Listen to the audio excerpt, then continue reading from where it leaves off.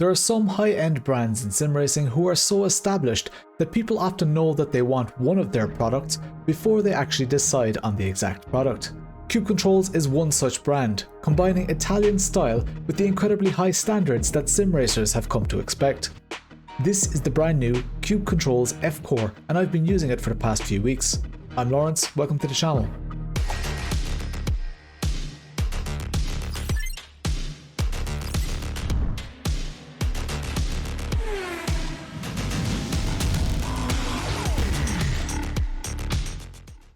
Introduction. On the left you'll see all the sections in this video. I've put timestamped links to each section in the description below. While you're down there, please hit the thumbs up button to help YouTube suggest this video to others like you. 70% of the people who watch my videos are not subscribed. Please consider subscribing and hit the notification bell if you want to be notified about upcoming reviews. It's incredible how much steering wheels mean to sim racers, more than it does to most real race car drivers. That's because we are our own race engineers and we need full control over everything in the car. If we don't adjust something, nobody else will. We also have the unique opportunity to drive multiple cars and sims, which means that one steering wheel needs to cater for a lot. So needless to say, when Cube Controls told me about this 290mm steering wheel with both wired and Bluetooth wireless functionality in the same unit, I had to get my hands on one.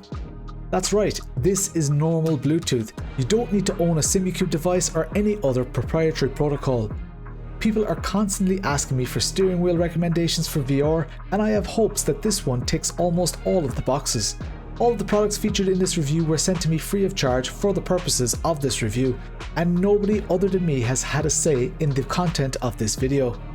The links to this product and its competitors in the description are affiliate links, and if used, will earn the channel some money at no extra cost to you. First impressions. The unboxing experience is really nice with Cube Controls products. There's a lot of attention to detail in the packaging, and everything from tooling to sticker sheets is taken care of. The packaging materials are luxurious and you're instantly hit with a carbon fiber faceplate. One thing that strikes me about steering wheels these days is that they're getting more compact and lighter without losing rigidity.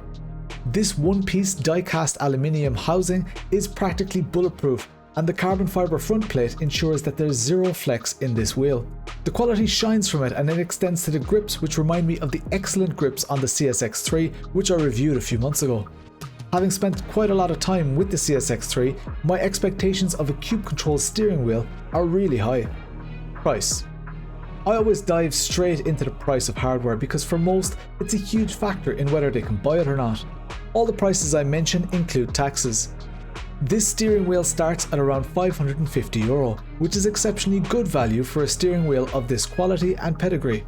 They also offer a hub which you'll only need if your quick release is not a 50.8mm bolt pattern, or if your quick release bolts don't allow you to bolt directly into the back of the steering wheel. For me, I installed an NRG style quick release, so I needed this €70 hub to provide enough clearance for the bolts going into my quick release. That brings the total up to around €620. For me, if you do standing starts, clutch paddles are an absolute must. They're an added extra too, and bring the price up to just shy of €750. So the costs add up, but in later sections, I'll be checking out all the features in great detail. Installation. Hardware. Installation is a breeze. The clutch paddles came pre-installed, so at least when you pay extra for them, you don't have to install them yourself. I simply used 3 bolts to attach my 70mm quick release, and that was that. For connecting to the PC, the QCon cable is excellent. I have one of these on the CSX3 and I absolutely love it. You're not limited to a cable here though, as this steering wheel also features Bluetooth connectivity. So you simply hold this yellow button while powering on the steering wheel and hey presto, you're in Bluetooth mode. You'll see a blue light flashing at the top right. So this steering wheel also has a battery in it, and it charges with, you guessed it, the QCon cable. They really can't make it any simpler. I wish all wheel manufacturers were this forward thinking. There's a battery status warning light on the top left. The battery lasts quite a long time, and even if you connect the QCon cable while driving in Bluetooth mode, it won't trigger USB connectivity, so you can even do it while in game without worrying about the PC getting confused.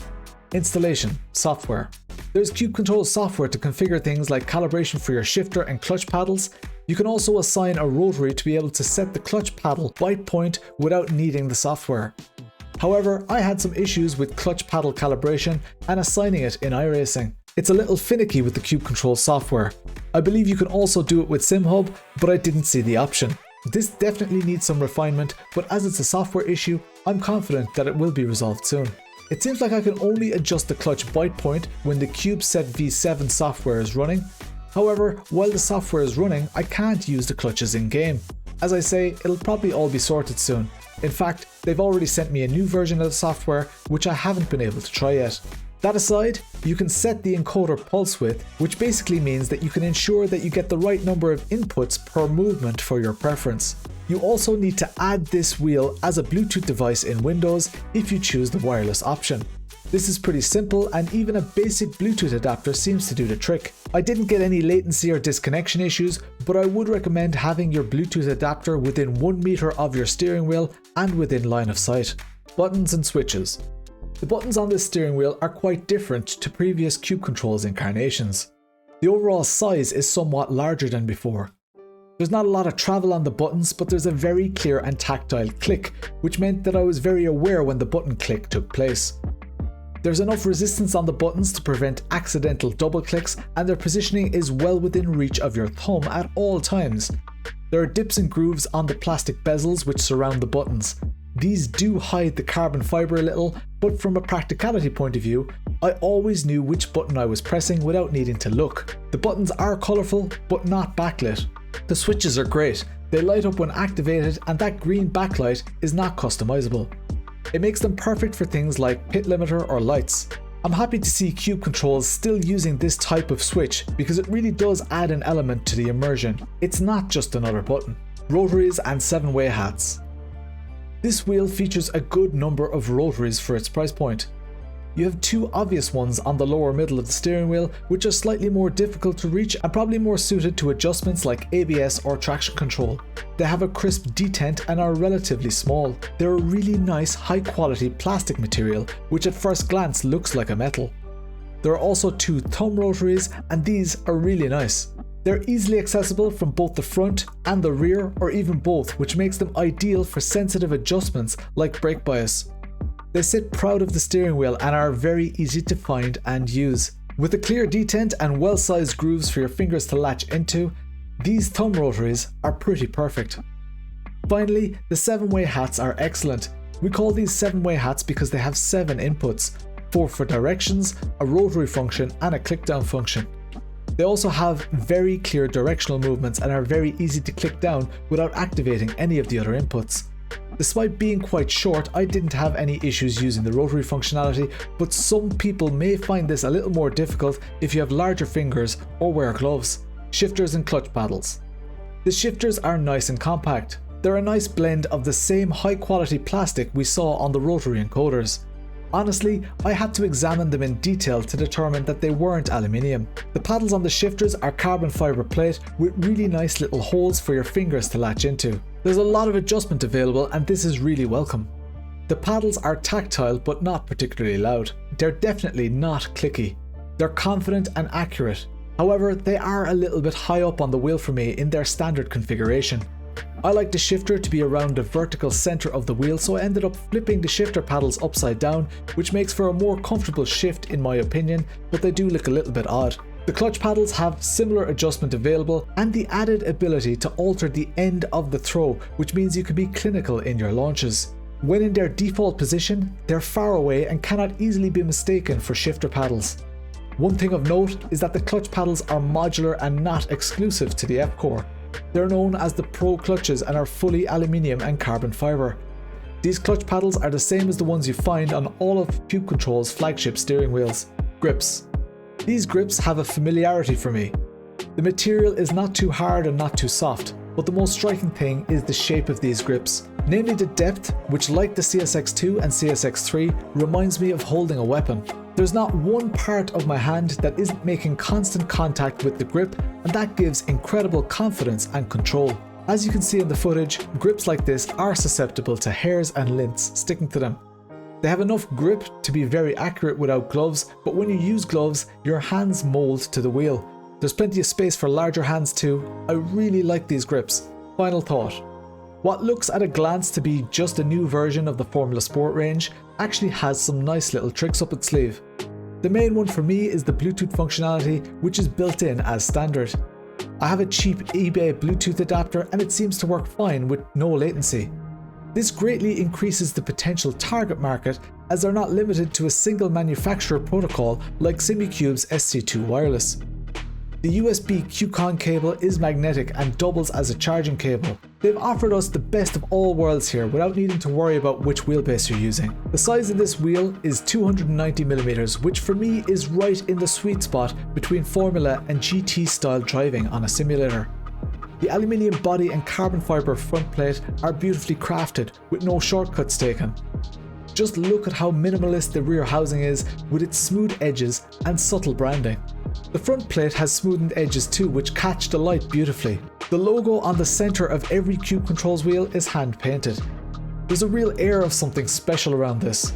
Couple this with the fact that it comes from the EU, where labour costs are significantly higher, I think this represents good value for money, albeit not for everyone. Larger buttons make for great practicality, although I'd love to see them being backlit. Adding the black stickers makes the buttons look a lot more subtle. However, I think the biggest thing about this wheel is that it's pretty much perfect for VR users. In fact, I think it was designed specifically for them. The buttons are all perfectly within reach and the 7-way hats are exactly where they should be, despite being a few millimeters shorter than I would like. The grips are sensational and the thumb rotaries are the best ones Cube Controls has ever produced. The use of plastic on high-end rotaries usually causes quite a lot of backlash at higher price points, but this plastic is so good that it's difficult to tell apart from anodized aluminium. If I was forced to find flaws, I'd love 2 more thumb rotaries and 2 extra rotaries on the front plate, but I'd expect to have to pay extra for them. The shifters are clinical, albeit a bit high, and I highly recommend spending the extra money on the Pro clutch paddles if you do standing starts. If you never do standing starts or have excellent foot clutch control, you don't need them. All in all, I think that this steering wheel, even with the bells and whistles attached, represents excellent value for money. It's lovely visually and it's even better practically. If I used VR again, this would be my weapon of choice. Should you decide to buy this product, I've included links in the description which when used earn some money for this channel. There's no obligation to do so, but your support is appreciated immensely. Details about other companies with similar benefits are also listed.